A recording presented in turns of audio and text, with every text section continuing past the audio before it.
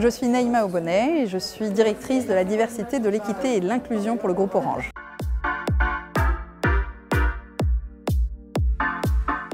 Pour moi, ça évoque des éléments essentiels de notre bien vivre ensemble. Aujourd'hui, sur la construction des générations futures, il est indispensable qu'on soit en capacité de les inclure, ces générations, de tenir compte de leurs enjeux, de leurs attentes, qui ne sont pas les mêmes que celles que l'on a pu connaître dans les années précédentes, d'autant que la société et l'environnement dans lequel elles évoluent n'est pas forcément ce qu'il y a de plus encourageant et de plus enthousiasme au premier abord.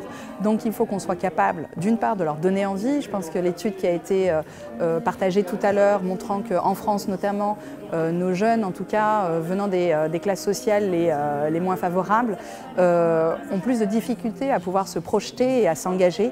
Donc je pense qu'il est aussi de la responsabilité des entreprises, comme celle d'Orange, mais de bon nombre d'entre elles, d'ailleurs, quelle que soit leur taille, de donner des perspectives, de tenir compte encore une fois de ces disparités et puis de voir de quelle manière est-ce qu'on peut être acteur de cette ascension sociale, quelle qu'elle soit, ou en tout cas de faire découvrir ce champ des possibles.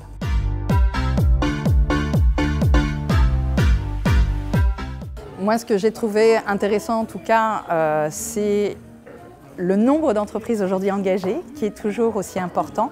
Ça, c'est pour moi la preuve que ce sujet, encore une fois, n'est pas un sujet mineur. La différence et de point de vue et de profil qui étaient présents, que ce soit les pouvoirs publics, que ce soit les collectivités locales et territoriales, que ce soit les acteurs du monde associatif comme du monde du secteur privé.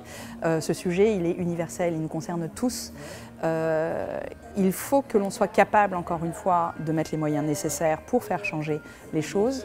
Ce qui est intéressant, et pareil, on l'a entendu au gré de différents témoignages, c'est ce que ça procure aussi aux collaborateurs. Moi, je suis du secteur privé. Quand un salarié, alors moi-même, en tant que salarié engagé et volontaire auprès de certaines de nos associations, et j'ai fait des fonds de classe pour Énergie Jeune, de voir, encore une fois, ce que ça nous apporte, au-delà même de ce que ça peut apporter aux jeunes que l'on accompagne. Je pense que c'est quelque chose d'essentiel de pouvoir se dire que pour nos collaborateurs, ça apporte du sens au travail, du sens dans ce que l'on peut partager, encore une fois, dans la société. On n'est pas uniquement des personnes au sein d'une entreprise et un élément qui va contribuer au développement d'un business, j'ai envie de dire. On est aussi un acteur de la société à part entière qui va pouvoir s'épanouir dans cet engagement qui, pour moi, est réellement primordial et encore une fois essentiel dans cette construction qui fait société.